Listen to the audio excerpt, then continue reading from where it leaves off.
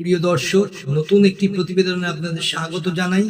আজকে দেখব বৃন্দাবন পরিক্রমার চতুর্থ পর্ব এবং 51 শক্তিপীঠ দর্শনের 30তম পর্ব।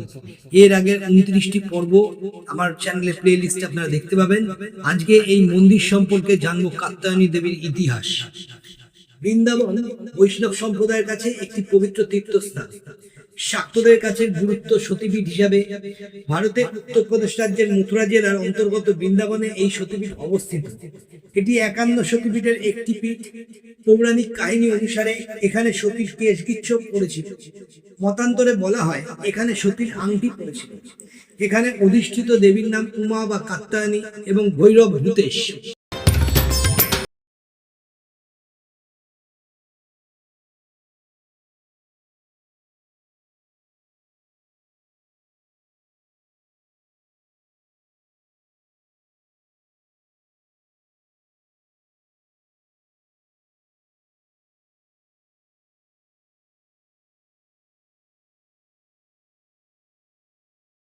কাহিনী অনুসারে মাতা সতী নিজের বাপের বাড়িতে বাবার কাছে স্বামী শিবের অপমান সহ্য করতে না পেরে সেখানেই যজ্ঞকুণ্ডে দেহত্যাগ করেছিল। মাতা সতীর দেহত্যাগের খবর মহাদেবের কাছে পৌঁছাতেই মহাদেব সেখানে উপস্থিত হন। সতীর মৃতদেহ দেখে ক্রোধে উন্মত্ত মহাদেব এই দেহ কাঁধে নিয়ে তাণ্ডব নৃত্য শুরু করেন। মহাদেবের তাণ্ডব নৃত্য পৃথিবী ধ্বংসের আশঙ্কায় শ্রী বিষ্ণু তার সুদর্শন চক্র দ্বারা মাতা সতীর দেহ 51টি খণ্ডে খণ্ডিত করেন। সেই দেহ খণ্ডগুলো যে যে স্থানে পড়েছিল সেখানে একটি করে সতীপীঠ প্রতিষ্ঠা। বলা হয় এখানে দেবীর কেশগুচ্ছ পড়েছিল, আবার কোনো মতে এখানে সতীর আংটি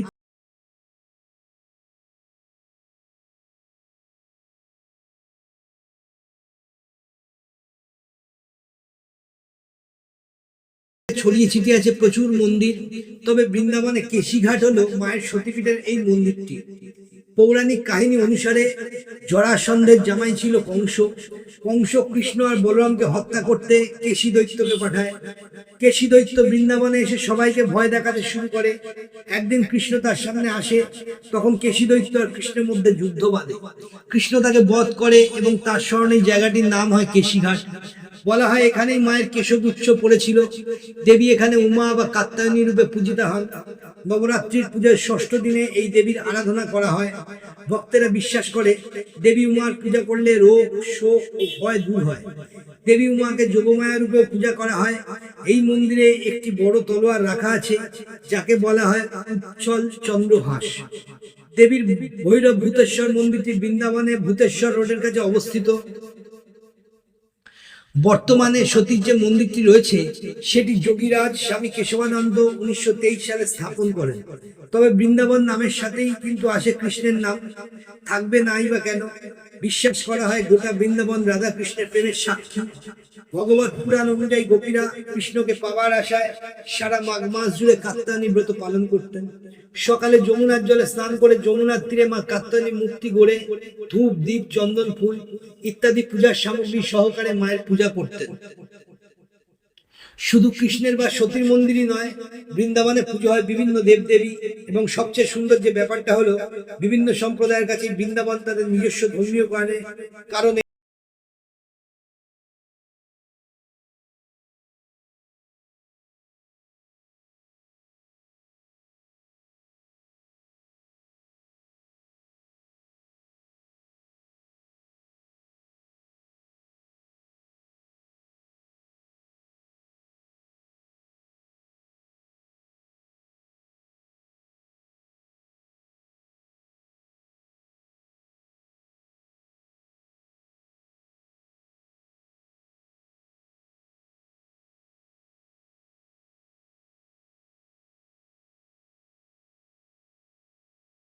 কৃষ্ণ জন্মস্থানের কাছে অবস্থিত ভূতেশ্বর মহাদেব মন্দিরটি শহরের প্রাচীনতম এবং সবচেয়ে শ্রদ্ধেয় মন্দিরগুলির মধ্যে একটি।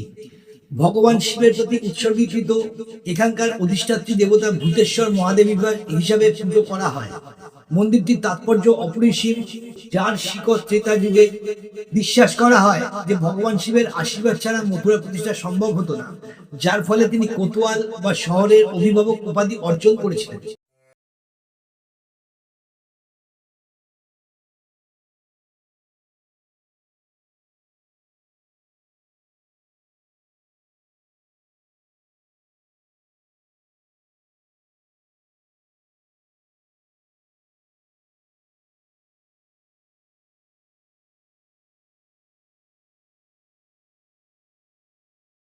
রক্ষক হিসাবে ভূতেশ্বর মহাদেবকে গভীরভাবে সম্মান করা হয় এবং অনেক ভক্ত তাদের দিন শুরু করেন এবং প্রথমে তার আশীর্বাদ প্রার্থনা করে তাদের ব্রজযাত্রা শুরু করেন। মন্দিরের গর্ভগৃহটি প্রায় 100 বর্গমিটার এলাকা জুড়ে বিস্তৃত, দর্শনার্থীদের জন্য একটি শান্তিপূর্ণ এবং আধ্যাত্মিক পরিবেশ প্রদান করে। কিংবদন্তি অনুসারে ভগবান শিব ব্রজে এসেছিলেন ভগবান কৃষ্ণের পবিত্র ভূমির রক্ষক হিসাবে কাজ করার জন্য। মন্দিরটিতে রাজা কংসের পূজিত দেবী পাতাল দেবীর গুহাও রয়েছে, যা এর ঐতিহাসিক ও আধ্যাত্মিক গুরুত্বকে আরো বাড়িয়ে তোলে।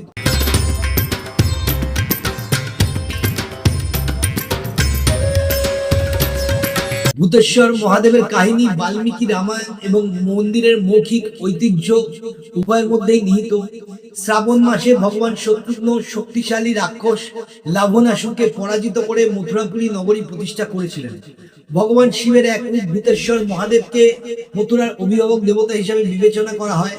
লঙ্কা জয়ের যুদ্ধের আগে ভগবান রাম যেমন রামেশ্বরের পূজা করেছিলেন, তেমনি ভগবান রাম তার ভাই শত্রুঘ্নকে লবণাসুরের মুখোমুখি হওয়ার আগে ভূতেশ্বর মহাদেবের পুজো করার নির্দেশ দিয়েছিলেন।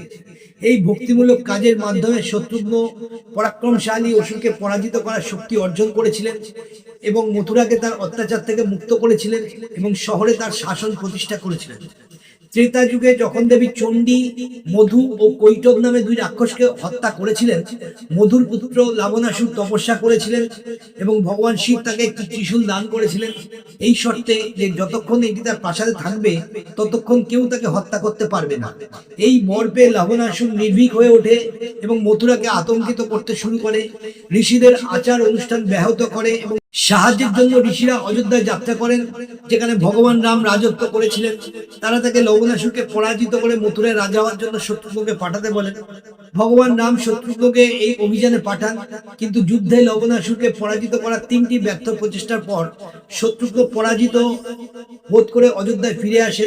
ভগবান রাম তাকে মথুরায় ফিরে গিয়ে নির্দেশনা এবং শক্তির জন্য ভূতেশ্বর মহাদেবের পুজো করার পরামর্শ দেন।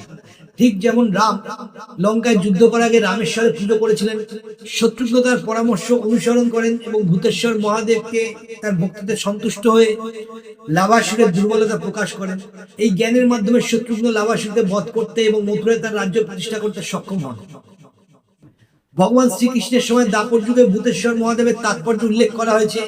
গোকুলে 5 বছর কাটানোর পর এবং আরো 7 বছর তার ঐশ্বরিক লীলা পালনের পর কৃষ্ণ 11 বছর 28 দিন বয়সে অত্যাচারী কংসকে বধ করেন। মহাভারতের পরে কৃষ্ণ মথুরায় ফিরে আসেন, যেখানে তার পিতামাতা তাকে 4 ধাম তীর্থযাত্রা করার প্রতিশ্রুতি স্মরণ করিয়ে দেন।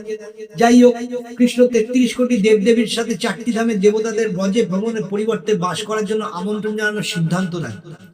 ফলস্বরূপ কৃষ্ণ সেখানেই তার গরু চড়াতেন, সেখানেই সেই দেবতারা বাস করতেন, যার ফলে ব্রজ গোলক নামে পরিচিত হয়ে ওঠে। তবে গঙ্গা এবং কাশী বিশ্বনাথ আসেননি। গঙ্গা দ্বিধাগ্রস্ত ছিলেন, কারণ যমুনা পার হলে তার অসম্মান হবে, তাই ভগবান কৃষ্ণ মানসী গঙ্গা রূপে গঙ্গাকে প্রকাশ করেছিলেন। একইভাবে ভগবান কাশী বিশ্বনাথ ঘোষণা করেছিলেন যে তিনি ইতিমধ্যেই ভূতেশ্বর মহাদেবের রূপে মথুরায় উপস্থিত ছিলেন। কৃষ্ণ ভূতেশ্বর মহাদেবকে ব্রজের 84 কোষ অঞ্চলে অভিভাবক হিসাবে নিযুক্ত করেছিলেন। এই কারণে ভূতেশ্বর মহাদেবকে মথুরার রক্ষক হিসেবে পরিচিত করা হয়। ভূতেশ্বর মহাদেব মন্দিরে একটি অনন্য বৈশিষ্ট্য হলো 51 শক্তিপীঠের সাথে সংযোগ, যেখানে ভগবান শিব প্রতিটি স্থানকে রক্ষা করেন বলে বিশ্বাস করা হয়। কথিত আছে যে এই স্থানে সতী চুল পড়েছিল, যা এটিকে একাদশ শক্তিপীঠে পরিণত করে। এই পবিত্র স্থানটি রক্ষা করার জন্য ভূতেশ্বর মহাদেব এখানে ভূতেশ্বর ভৈরব রূপে বাস করেন।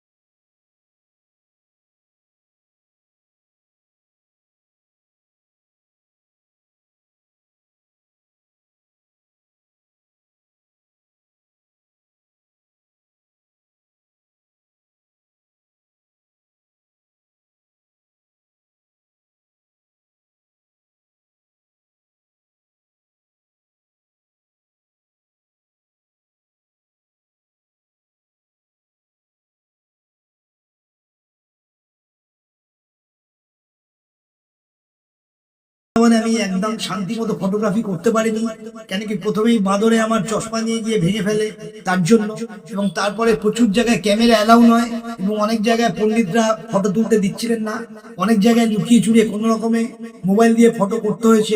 তো সেই ক্ষেত্রে সবচেয়ে বাজে আমার অভিজ্ঞতা এইবারেই, যে আমার 30টি শক্তিপীঠের মধ্যে একমাত্র এখানেই আমি ভালো মতো দেখাতে পারলাম না, তার জন্য ক্ষমা মার্জনা করছি।